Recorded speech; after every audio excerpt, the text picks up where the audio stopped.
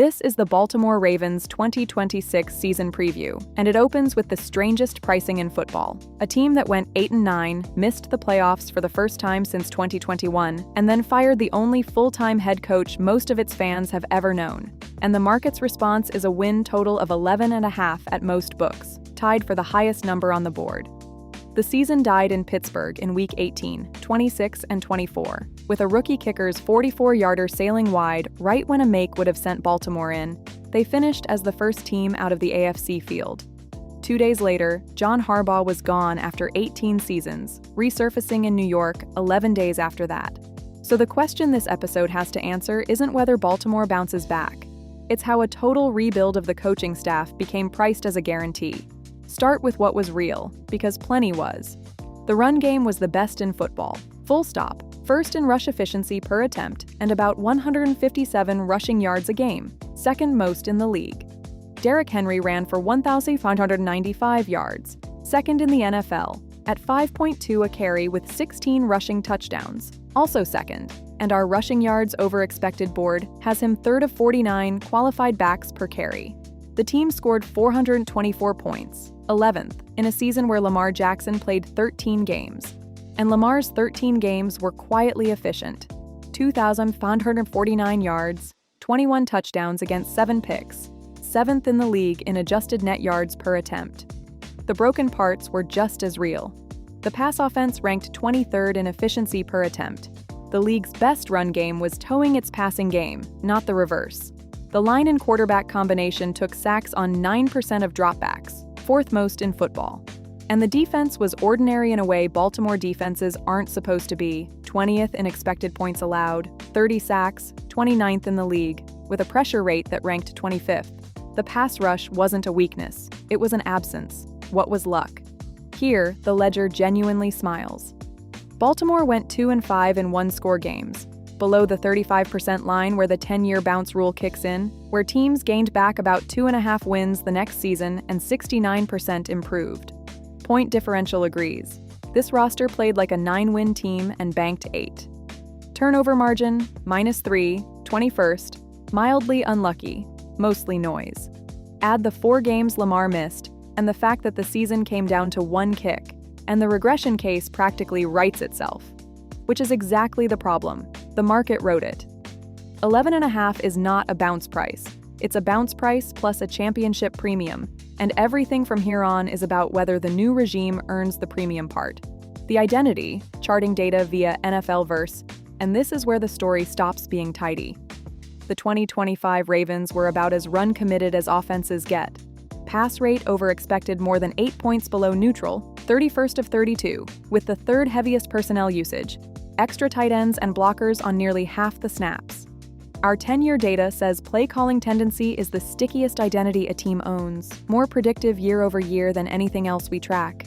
But stickiness assumes the same people are calling the plays, and Baltimore deliberately broke that assumption 3 times over.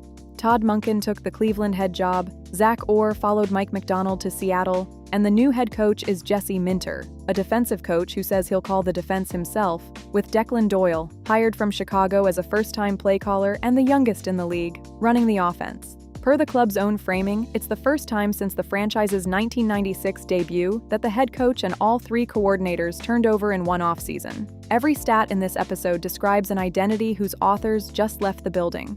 What changed on the roster follows the same script: aggressive, expensive, and concentrated exactly where 2025 broke. The pass rush got the headline fix. Trey Hendrickson, signed away from division rival Cincinnati on 4 years and $112 million base, roughly 48 hours after Baltimore's agreed trade for Max Crosby collapsed on the physical.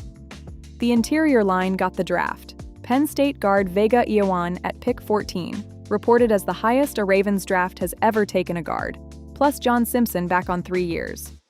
The exits cut the other way. Center Tyler Linderbaum left for Las Vegas. All-Pro fullback Patrick Ricard, Isaiah Likely, and punter Jordan Stout all followed Harbaugh to the Giants. And Justin Tucker is long gone, released back in May 2025 amid the misconduct allegations and suspension, leaving Tyler Loop, the rookie who missed the Week 18 kick, as the kicker. Mark Andrews was re-signed on a 3-year extension. Lamar's contract was restructured, not extended. cap relief now, an $84 million question in 2027. And the injury asterisk is real. Nnamdi Madubuike is working back from neck surgery with optimism, but, as of early July, no reported formal clearance, and guard Ben Cleveland serves a 3-game suspension to open the year. So the 2026 question is the one hiding inside Lamar's own stat line, 7th in adjusted net yards per attempt, and 29th of 36 qualifiers in completion percentage over expected, at -2.2. Efficiency without accuracy. The charting explains the trick. From a clean pocket, he ranked 6th in the league in efficiency. Against the blitz, 10th. On deep throws, he was devastating. Over 10 points of completion percentage above expectation on those attempts. And on his 30 scrambles, he averaged over half an expected point per play. The engine is explosive plays and a run game that keeps every down manageable, not layup completions. That profile survived a coaching change once already. The question is whether it survives this one, because the same charting shows what he isn't. 25th in efficiency when pressured, on a team that got him pressured at the 5th highest rate in football. Hendrickson repairs the defense's one missing dial. The offensive bet is narrower and stranger, that the league's youngest play caller, handed the league's most extreme run identity, minus its all-pro fullback and Pro Bowl center, changes just enough to fix the sack rate without touching what worked. That is a real bet. 11.5 wins prices it as a formality. Fantasy names to know, scored Half-PPR. Derrick Henry goes as the RB12 at pick 22, and the receipts, 2nd in the league in rushing yards, 3rd per carryover expectation, say the age discount is the market's problem, not yours. The new play caller risk is the honest caveat. Zay Flowers at WR16 is coming off 86 catches for 211.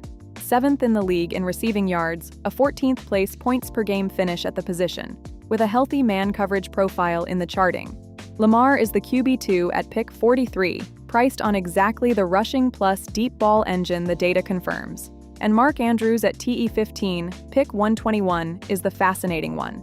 48 catches for 422 looks like decline, and the separation charting agrees. 28th of 29 tight ends. But he still commanded the 6th deepest target depth at the position and a top 8 share of his team's air yards. He's a contested catch red zone bet now. Price him like one. The verdict. The bounce is real. A below 35% one-score record, a healthy Lamar, an underperformed point differential, and the one glaring roster hole filled with Trey Hendrickson. 9 to 11 wins is the honest range, and the AFC North is winnable. What the price ignores is that every mechanism connecting talent to wins here, the play calling, the defensive structure, the game management, is brand new and unproven, in a division where being merely good gets punished. The bounce is real, the premium isn't. Baltimore is a very good team priced like a finished one. Follow the Baltimore Ravens feed for the weekly show, every game, every number, all season. This was the muffed 2026 Ravens preview, every number verified.